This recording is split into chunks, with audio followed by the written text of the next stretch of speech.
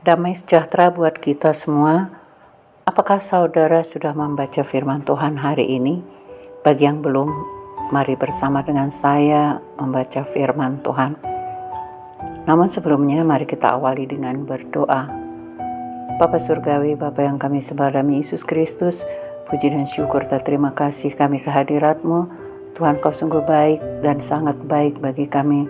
Engkau menyertai kami setiap hari dalam segala kehidupan kami, Tuhan. Oleh karena itu kami senantiasa mengucap syukur bagi-Mu karena kasih setia yang Tuhan berikan buat kehidupan kami.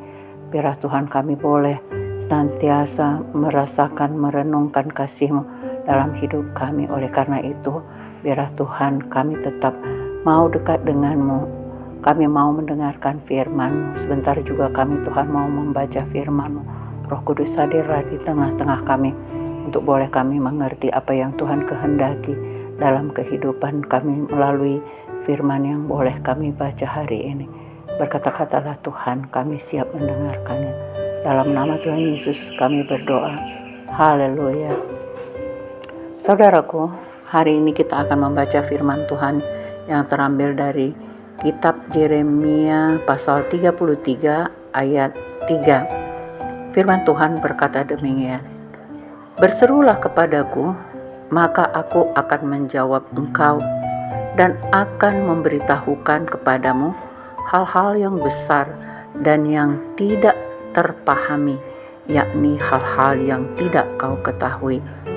Nah, pada umumnya orang yang percaya kepada Tuhan Yesus akan selalu berdoa, karena nafas orang Kristen itu adalah berdoa. Jadi doa adalah nafas orang percaya.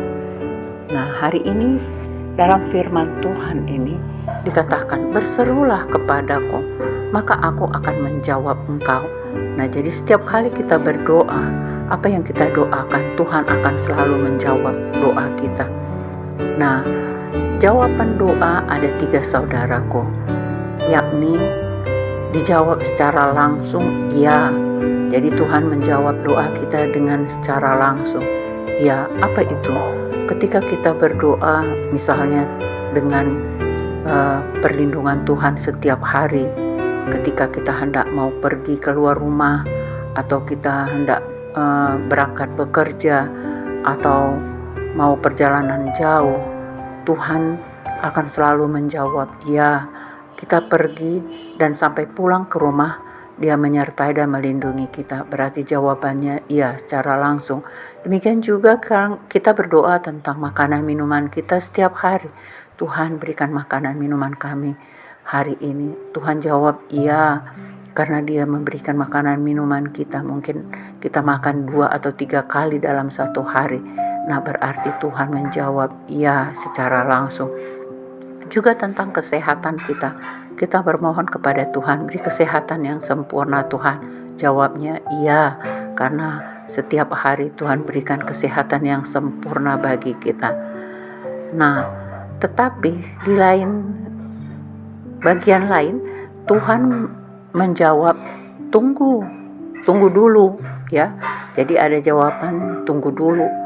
Jadi kita doakan misalnya ada permasalahan, baik permasalahan dalam pekerjaan kita, baik dalam permasalahan ekonomi kita, baik dalam permasalahan rumah tangga kita, baik dalam permasalahan sekolah anak-anak kita. Nah, itu semuanya Tuhan menjawab tunggu dulu. Nah, apa yang harus kita lakukan? Seperti kalimat yang di atas tadi, berserulah kepadaku. Jadi artinya Tuhan mau melihat hati kita. Kadang-kala jawaban doa itu tertunda jawabannya, saudaraku. Tuhan mau melihat hati kita. Apakah kita bersabar untuk menunggu jawabannya? Apakah kita bersabar untuk menerima hasilnya dengan baik? Apakah kita mau menerima hasil doa itu untuk kita pergunakan untuk berfoya-foya?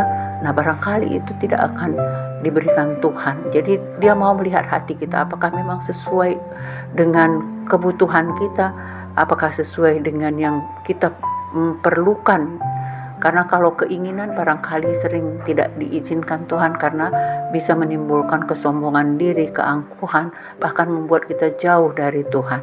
Oleh karena itu, Tuhan menjawab tunggu dulu. Jadi jawaban tunda ini bukan berarti Tuhan tidak mau peduli dengan kita, tetapi Dia mau melihat hati kita, apakah kita benar-benar mempergunakannya. Hasil jawaban kita tadi akan ucapan syukur kita naikkan baginya, atau memang itu layak atau tidak layak untuk kita terima. Jadi ada kalanya jawaban doa itu bisa kita tunggu 1 bulan, 2 bulan, atau barangkali 1 tahun, 5 tahun, bahkan ada yang sampai 10 tahun, atau barangkali sampai terakhir hidup kita baru dijawab Tuhan. Ini semuanya adalah jawaban Tuhan. Jadi itu adalah hak Tuhan untuk memberi jawaban bagi kita, saudaraku. Nah, kemudian jawaban yang ketiga adalah tidak. Nah, kenapa jawaban Tuhan tidak? Barangkali seperti yang saya sebutkan tadi, yang kita doakan itu mungkin tidak sesuai dengan kehidupan kita, atau tidak sesuai dengan kehendak Tuhan, maka Dia akan menjawab tidak, karena barangkali itu tidak cocok bagi kita. Kita bermohon, mungkin aku mau A Tuhan, tapi Tuhan berikan B, ya, tetapi kita bisa kecewa barangkali. Padahal ketika sudah kita lalui, baru kita tahu bahwa ini yang terbaik yang Tuhan berikan. Nah, ketika kita mendapat jawaban yang tidak seturut dengan pikiran kita tadi, barangkali kita bisa kecewa. Tetapi Tuhan mau memberitahu kepada kita hari ini, yakni aku akan menjawab engkau dan memberitahukan kepadamu hal-hal yang besar. Nah, ada yang Tuhan mau memberitahukan kepada kita hal-hal yang besar dan yang tidak terpahami. Nah, hal-hal yang tidak terpahami kita inilah yang Tuhan mau sampaikan kepada kita, sehingga Dia tidak memberikan apa yang kita doakan tadi, yakni hal-hal yang tidak kau ketahui. Nah, barangkali kalau kita terima hasil doa yang kita doakan tadi, mungkin mencelakakan kita, saudaraku. Oleh karena itu Tuhan memberitahukan kepada kita hal-hal yang besar, katanya. Nah, sesudah nanti kita lalui semua itu, baru kita pahami bahwa ini rupanya rancangan Tuhan bagi saya. Nah, dan yang tidak terpahami kita, itulah yang Tuhan berikan bagi kita, hal-hal yang tidak kau ketahui, kata Tuhan. Jadi di balik apa yang kita doakan tadi, ada hal-hal yang tidak kita pahami, ada hal-hal yang tidak kita ketahui. Itulah yang Tuhan mau berikan kepada kita, sehingga Dia barangkali tidak akan memberikan apa yang kita doakan tadi. Jadi jawaban tidak pun adalah hasil jawaban doa. Jadi oleh karena itu, mari saudaraku, kita tetap berseru kepada Tuhan. Apapun permasalahan kita, jangan pernah putus asa, supaya apa yang kita rindukan, apa yang Tuhan kehendaki, itulah yang terjadi dalam hidup kita. Oleh karena itu kita akan selalu mengucap syukur kepadanya, karena Dia selalu baik bagi kita. Karena di dalam kitab Yeremia 29 ayat 11 juga berkata, rancanganku bukanlah rancangan kecelakaan, tetapi rancanganku adalah rancangan damai sejahtera dan hari depan yang penuh harapan.